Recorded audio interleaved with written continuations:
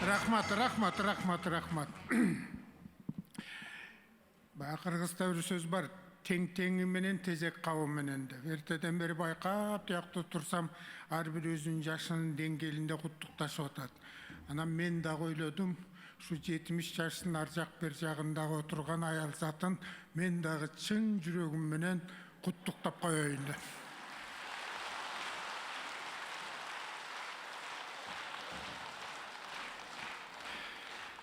Эми сиздерге Маракей филармониянын 6-7 тобу ушундай концерт уюштурган экен. Мына четинен көрүп атасыңар, жакшы концерт. 12-де да болду, түштө болду. Анан эми баары ошо сиздерге арналат, аял заты. Анан ошол өтүп кеткен жаңы жылыңарды, ак элечек күнүңөрдү, ак жоолук күнүңөрдү, ак көйнөк күнүңөрдү, ак чапан көйнөк күнүңөрдү, ак ич көйнөк күнүңөрдү, ак байпак күнүңөрдү, толгон токой күнүңөрдү чын жүрөктөн куттуктап, өмүрүңүздөрдүн узак болушун каалап, замандын тынч болушун тилеп, алган пенсия пособияны чоңдор айтып атпайбы? Ай сайын 1000ден кошобуз деп. Ошол ылайым аткарылсын дагы, ошонун баары сиздерге кут болсун. 1000 дебей эле коелучу, 500дөн кошуп берсе деле жакшы эле болот эле.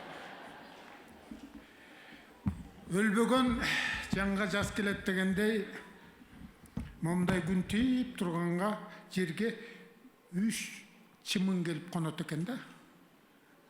Бирөө аябай семиз дейт эле, ынтыгат дейт. Кийгени кашмир пальто дейт. Бутунда импортный туфли, сапожка дейт. Бул жеринде кысыл значок дейт. Ынтыгат дейт. Экинчиси орточо байкуш, кийгени куфайке шым, бутунда чолчойгон өтүк, башында тумак. Үчүнчүсү скелет дейт. Араң эле жаныбар дейт, киндиги көрүнүп жүрөт дейт, кысыл ашыга көрүнүп жүрөт дейт. Анан отуруп таанышкандан кийин баягы семиз чымын айтат экен. Мен ак үйдүн ашканасында жашайм дейт экен. Чымындар партиясынын депутатымын дейт экен. Депутаттардын тамагына секирип түшүп ичип ийсең болду дейт экен. Тамакты жылдырып таштайт дагы жаңысын алып ичет дейт экен. Мен ошол тамакты каалагандай ичип жеп жата берем дейт экен. Экинчи чымын айтат экен, мен базардагы карапайым эл тамактанган ашканада жашайм дейт экен. Алардын тамагына секирип түшсөң, кашык менен калпы быргытып ет дагы калганын ичип алып кетип калат дейт экен. Мен ошо калпындын эле ичип калам дейт экен. Десе тигил байкуш ары караң дыңылдап айтат экен, мен студенттердин ашканасында жашайм деп. Алардын тамагына секирип түшсөң, тамак самак менен кошо ичет дагы шимип туруп түкүрүп таштайт.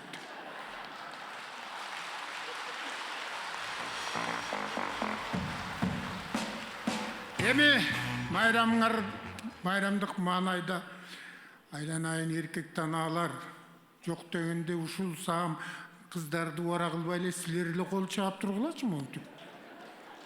Макулбу? Кыздар отуруп берсин жакшынакай рахат алып. Колуңарды көтөрүп эле чапкыла, эч ким айткан жок минтип чап деп. Азыр эми мен сиздерге жомок айтып берейин. Бир мамлекет болгон экен, аябай жакшы, жери да жакшы, бүт кен байлыгы да иши кылып бүт жагынан төп келишкен мамлекет экен. Башкарган мамлекетти падыша кем акыл болгон экен. Кемчонтой келесо чалыш. Аялы аябай акылдуу болгон экен. Сулуунун сулуусу, акылдуунун акылдуусу болгон экен. Анан алардын мамлекетине кайдан бир бөлөк мамлекеттен телеграмма келип түшөт экен. Силердин мамлекетке биздин мамлекет башчысы башында туруп мейманга баратабыз деп. Баягы телеграмманы окуп алып аялы арданат экен. Эми келсе дейт экен, тиягын көрсө, биягын көрсө разы болуп кетсе, бирок кетерде тиги келесонун дөөдүрөгөн сөзүн угуп бизде эмне деп шылдыңдап кетет болду экен деп башымды алсын дейт экен дагы баягы акылдуу аял падышага кирип мындай дейт экен. Падышам дейт экен, алыс жактан меймандар келатат бизге дейт экен. Ошондуктан мен бир өтүнүч менен кирип атам, сен тактан түшпө дейт экен. Такта эле отуруп тур дейт экен, сарайда эле. Мен кыдыртып көрсөтөм дейт экен.